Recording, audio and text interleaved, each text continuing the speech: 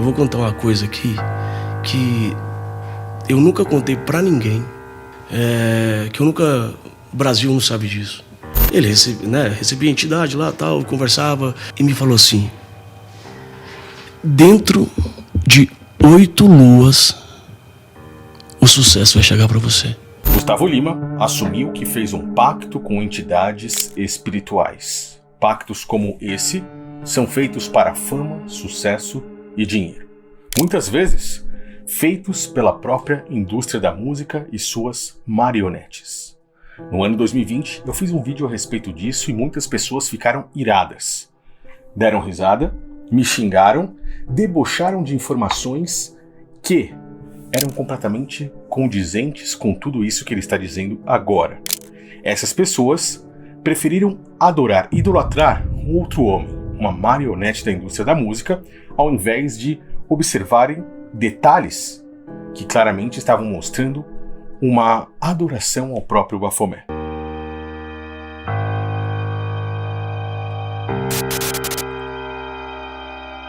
Ele foi um dos principais nomes a trazer a marca de vodka de Dam Bilzerian ao Brasil, que curiosamente tem como logotipo um bode e também faz referência à imagem da fachada de lojas maçônicas.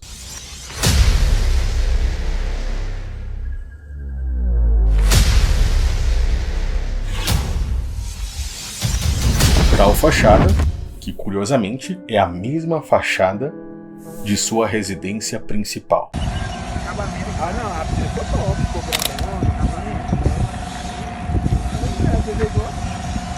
Mensagens subliminares.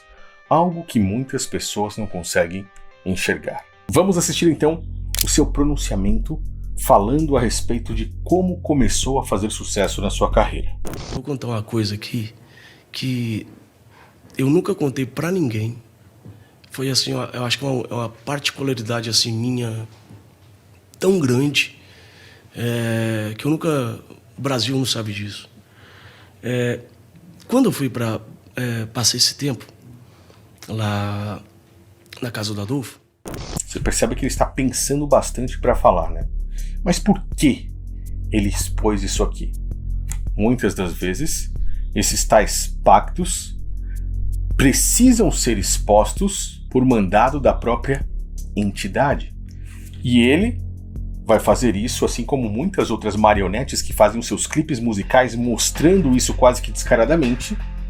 Ele vai fazer isso de uma forma bem pensada. Para contextualizar o assunto, ele começa contando do início da sua carreira, quando ele estava passando fome, precisou trabalhar muito, conhecer algumas pessoas que o ajudaram e por aí vai, tá? Ele era espírita. E então toda semana ele recebia lá o pessoal, né? Toda terça-feira fazia aquela fila de gente lá na porta da casa dele. Eu era amigo do filho dele, que passei lá um tempo. Estamos falando aí de um centro espírita, pelo menos na versão que ele está contando. Muitas vezes, centro espírita é simplesmente uma máscara para esconder algo maior que está ali por trás. Eu jamais iria desmerecer o mérito de alguém, o trabalho pesado de alguém, o trabalho duro, o sucesso de alguém que conseguiu conquistar aquilo ali com suor, com garra, com força. Mas aqui ele mesmo está falando de algo que o envolveu no mundo espiritual. Não sou eu que estou dizendo, ele mesmo está falando a respeito de um local onde as terças-feiras eram feitos ali as reuniões ou os cultos, por exemplo. Tá? Quando eu fui para passei esse tempo lá na casa do Adolfo, ele era espírita. E então toda semana ele recebia lá o pessoal, né? Toda terça-feira fazia aquela fila de gente lá na porta da casa dele. Eu era amigo do filho dele, que passei lá um tempo. E eu ficava lá no fundo, lá, no quartinho lá no fundo, lá, tinha uma piscina assim, a casa lá na frente. E eu católico, né? Sempre fui católico, acredito em Deus, acho que Deus... Perceba, começa dizendo que sempre foi católico, fazendo parte da religião universal. A palavra católica significa universal. Falar que é católico hoje, sendo brasileiro, é quase que uma moda. a maioria das pessoas, principalmente pessoas que são envolvidas com outras religiões, falam que são católicas ou muitas vezes espíritas, mas estão colocando uma máscara para esconder algo que a maioria das pessoas no Brasil talvez não goste, como um país que é, em sua maioria, católico e também protestante. Vamos continuar. A religião acaba confundindo as pessoas, sabe? E aí, nesse momento, ele diz que a religião acaba confundindo as pessoas, mas acabou de se dizer católico. Então ele entra numa espécie de contradição. Ele está sendo controverso. Fala que é de uma religião, depois fala que as religiões afastam as pessoas. Ok. Acaba colocando um contra os outros. Eu acho que Deus é um só, sabe? Deus é um só, Deus é gigantesco. Mas Deus seria o mesmo Deus naquela religião que os caras cortam a cabeça de um animal ali, e dentro de uma religião, por exemplo, que segue princípios cristãos? Ou fora das religiões, pois o próprio Messias, o próprio Cristo, ele veio para tirar as pessoas, chamá-los para fora. Tanto é que a palavra igreja é derivado de eclésia, que significa os chamados para fora. Cristo veio para tirar pessoas da religião e mostrar que elas poderiam, por meio dele, ter acesso ao próprio Criador. O que ele diz é uma bela de uma contradição de quem está escondendo algo, de quem não quer falar exatamente aquilo que é e quer se passar por um bom moço. Alguém que não tem religião, mas ao mesmo tempo faz parte de várias religiões. Ou seja, ele está escondendo alguma coisa com as suas palavras aqui. Pra você ter uma noção, eu vejo missa, acompanho as missas. Católica. Todo dia eu acordo, eu rezo meu Pai Nosso, a minha Ave Maria. Adoro as pregações dos evangélicos. Protestante. Ou seja, para quem é contra a religião, está se envolvendo com várias religiões. Eu conheço um cara que fez isso na história. E esse cara é Salomão. Jamais estaria comparando Salomão com Gustavo Lima. Salomão foi um homem muito sábio, talvez um dos mais sábios do mundo, não tão quanto o próprio Cristo. Foi um dos homens mais ricos, de bens materiais, o mais rico do mundo, pois o próprio Messias não tinha nem mesmo onde reclinar a cabeça. Mas isso não o fez menor que Salomão, pelo contrário, o fez maior, pois mostrou que o mundo físico e material não era nada perto do reino dos céus. Salomão, um cara que fez um pacto, ou vários pactos, com entidades demoníacas. Como eu sei disso? Pois a própria Bíblia, as próprias Escrituras, nos mostram e começam a trazer aqui informações que muitos não conseguem enxergar. Se você ler aí, por exemplo, o que está escrito em 1 Reis, no capítulo 11, você vê que Salomão edificou altares a Quemós, a abominação dos Moabitas. Estou falando aqui do versículo 7. Colocou ali, diante do monte em Jerusalém, um altar a Moloque, aquele que solicitava sacrifícios de crianças. Fez isso com todas as suas mulheres estrangeiras. As mulheres aqui representam religiões, as quais ele queimava incenso e sacrificava aos seus deuses, ou seja, fazia os seus pactos. Algo que o Criador fez com que muitos negassem isso para segui-lo verdadeiramente. Por quê? Assim como ele disse que Deus é um Deus de todos, na verdade, Deus não é.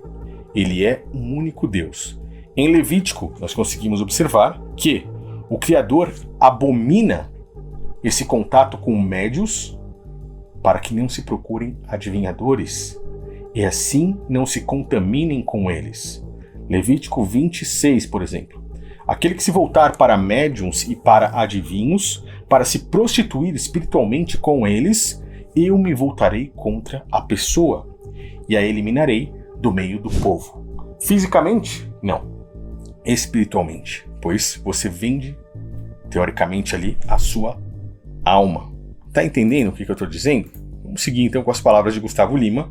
Eu estou lhe mostrando que Deus, ou Deus o qual ele está se referindo, não é o mesmo Deus das Escrituras, que segue um caminho de bondade, de verdade, de amor, aonde Ele é o Pai Supremo e a vida não é física e material, mas espiritual. Esses caras que procuram bens materiais, eles servem a outros deuses. Eu acho que é uma explicação mais clara. E, de verdade, respeito toda a religião. E ele era espírita. E a esposa dele, a Selma, sempre falava comigo. Falou, Gustavo, por que você não faz uma experiência? Ele recebia entidade lá, tal, conversava, trazia conforto para os que ficaram. Olha lá, você entende? Consultando médiums. Vamos seguir. E eu com muito medo, né? 15 anos de idade. E, Pionte, até que um dia eu resolvi acompanhar. E entrei na fila. Falei, nada me assusta. Eu quero saber realmente o que Deus tem para mim. Deus?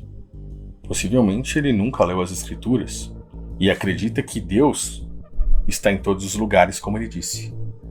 Mas até anjos caídos, por exemplo, podem se disfarçar de anjos de luz. E não sou eu que digo isso. Foram os próprios apóstolos de Cristo. Vamos seguir. Impressionante. Isso foi em 2007. Entrei, sentei. Ele conversou comigo. Então. Ele virou para mim e falou assim, ele sabia tudo da minha vida. E olha que ele não sabia de verdade. Não sabia nem por onde eu tinha saído. Tinha aqui um mês que eu estava lá, né, morando lá. Fazia um showzinho aqui, voltava para lá e tal. E começou a falar da minha vida. E aquilo começou a me tocar muito. Obviamente, isso aqui é uma história maquiada. O negócio não é bem assim. Mas, entendeu o que ele está dizendo aí pra nós, porque ele precisava soltar algo aí. E ele falou assim, eu sei o que você está buscando. Deus está preparando algo muito grande para você.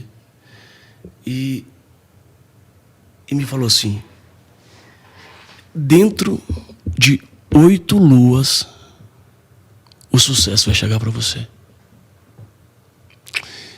E foi impressionante. Mas, nessa história faltou algo. Algo que você dá em troca disso que dentro de 8 luas você conquistaria. É algo pesado, tá?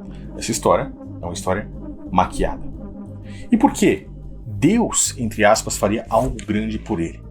Se o Filho do Homem veio até aqui e não tinha nem mesmo onde reclinar a cabeça, por que bens materiais seriam importantes se Deus já lhe permitiu a vida espiritual eterna, que é o maior presente, é o prêmio que você poderia receber? O que há maior do que isso? Você entende o engano nesse mundo? Você entende o engano do próprio Satanás no mundo atual?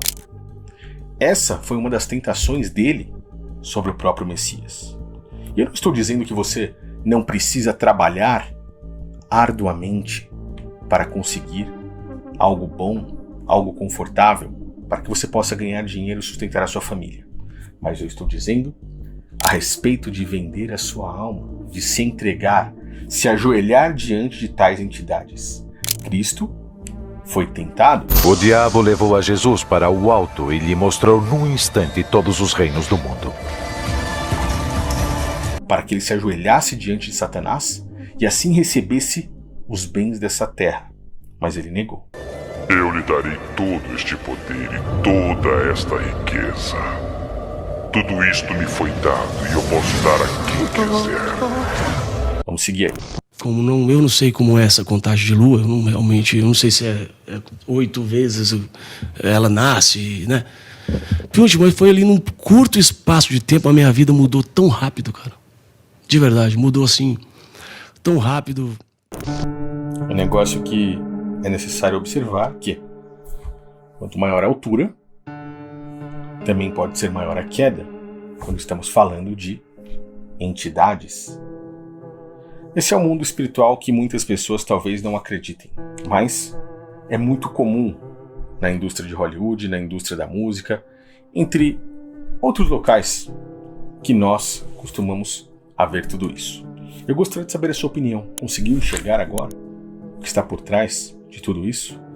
Deixe seus comentários aqui embaixo, me ajude se possível no compartilhamento dessa mensagem e Eu te aguardo no próximo vídeo.